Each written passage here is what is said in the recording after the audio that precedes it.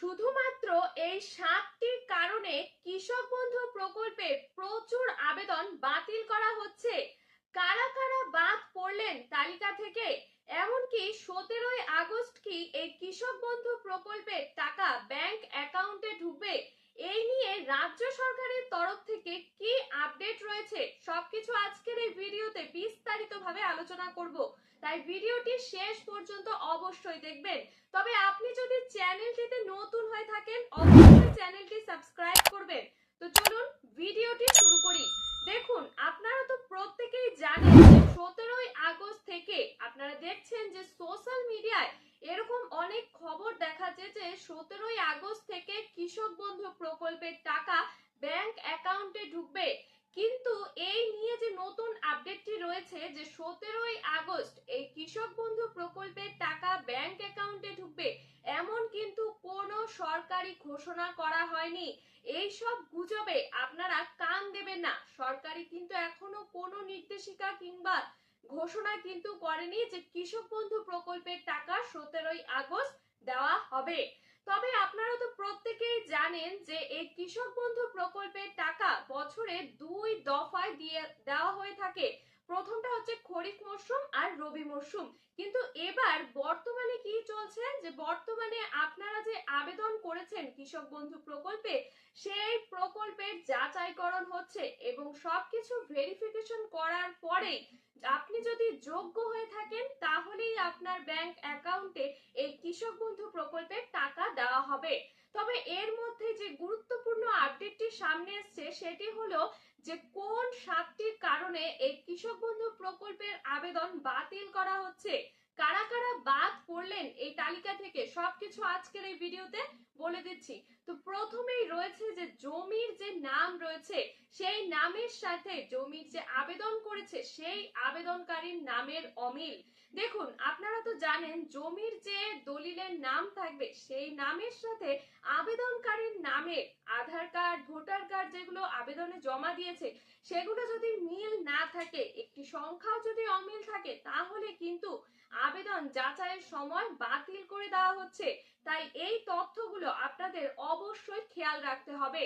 এরপর রয়েছে যে আপনারা যে এসআইআর হলো, ভোটার তালিকা যে চললো এসআইআর, এই এসআইআর এর সময় যাদের নাম ভোটার লিস্ট থেকে ডিলিট হয়ে গেছে, ভোটার তালিকা থেকে বাতিল হয়ে গেছে অনেকটা, সেই নামগুলো যারা ট্রাইব্যুনালে আবেদন করেছেন, যাদের এখনো পেন্ডিং চলছে, তারা এই কৃষক বন্ধু প্রকল্পের টাকা পাওয়ার আওতায় পড়বে। কিন্তু যাদের নাম একদম পরিষ্কার ভাবে বাতিল করা হয়েছে তারা কিন্তু এই কৃষক বন্ধুর তালিকা থেকে বাতিল করা হলো। এরপর রয়েছে ব্যাংক অ্যাকাউন্ট। দেখুন, এখন যদি আপনার যে ব্যাংক অ্যাকাউন্ট নাম্বার দিয়েছেন সেই নাম্বারে যদি আইএফসি কোডটা ভুল থাকে, অ্যাকাউন্ট নাম্বার ভুল থাকে, তাহলে আপনার অ্যাকাউন্টে তো টাকা ঢুকবে না, সেই সময় আপনার আবেদনটি কিন্তু বাতিল করা হচ্ছে। এরপর রয়েছে সরকারি চাকরিজীবী। এখন যদি আপনি সরকারি চাকরি করেন বা সরকারি পেনশন পান, তাহলে কিন্তু আপনি এই কৃষক বন্ধু টাকা পাওয়ার যোগ্য নন, আপনাকে কিন্তু এই তালিকা থেকে বাতিল করা হবে। তাই সব তথ্য সঠিক আবেদন করা উচিত। এরপর রয়েছে যে আপনারা যে আবেদন করেছেন, এরপর গুরুত্বপূর্ণ আপডেটটি কি আরেকবার বলে দিচ্ছি। প্রথমেই রয়েছে জমির রেকর্ড বললাম, দ্বিতীয়ত রয়েছে যে একই জমি নিয়ে একাধিক আবেদন। একই জমি নিয়ে একাধিক আবেদন, এখানে বলেছে যে একটি পরিবার যদি একটি পরিবার একই জমি নিয়ে একাধিক পরিবারের সদস্য এই বিষয়টিকে নিয়ে কি করে আবেদন করে, সেই বিষয় যাচাই চলছে। বিশেষ করে একই জমির ভিত্তিতে একাধিক সুবিধা নেওয়ার চেষ্টা ধরা পড়লে এদেরকেও অযোগ্য বলে ধরা হচ্ছে, তাদেরকে এই কৃষক বন্ধুর টাকা পাওয়া থেকে বাতিল করে দেওয়া হচ্ছে। মানে দুজন যদি আবেদন করেন একজন টাকা পাবেন, আরেকজনকে বাতিল করা হচ্ছে।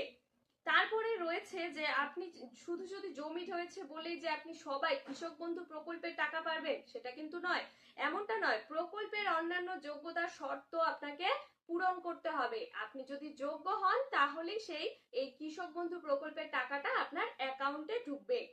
এরপর রয়েছে আয়কর দাতা।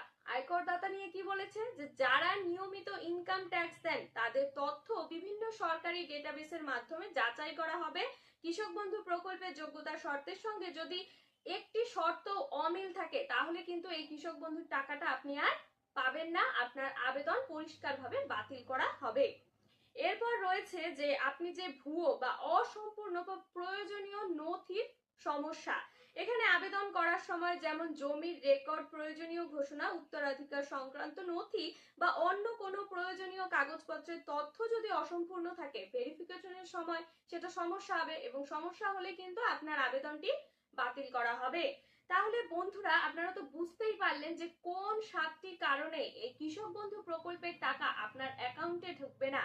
তাই আপনারা যদি এই সব কিছু তথ্য সঠিক দিয়ে থাকেন, এমনকি আপনি যদি এই কৃষক বন্ধু টাকা পাওয়ার যোগ্য হয়ে থাকেন, তাহলে নিশ্চিত থাকুন আপনি এই টাকা অবশ্যই পাবেন। তাহলে আপনার দুশ্চিন্তা করবেন না। কিন্তু সবচেয়ে গুরুত্বপূর্ণ বিষয় যে সোশ্যাল মিডিয়ায় আপনারা অনেকেই দেখতে পাচ্ছেন যে কৃষক বন্ধু প্রকল্পের টাকা 17ই আগস্ট ঢুকবে, এটা কিন্তু সম্পূর্ণ গুজব। 17ই আগস্ট টাকা ঢুকবে এমন কিন্তু কোনো সরকারি ঘোষণা করা হয়নি। তাই এই সব গুজবে আপনারা কান দেবেন না, সরকারি নির্দেশিকার উপর নজর রাখুন। তবে এই ছিল আজকের কৃষক বন্ধু প্রকল্প নিয়ে গুরুত্বপূর্ণ আপডেট। এমনই আরো যদি সরকারি গুরুত্বপূর্ণ আপডেট পেতে চান, তাহলে অবশ্যই আমাদের এই চ্যানেলটি সাবস্ক্রাইব করবেন আর ভিডিওটি ভালো লাগলে লাইক, কমেন্ট, শেয়ার করবেন। ধন্যবাদ। ভালো থাকবেন, সুস্থ থাকবেন। দেখা হবে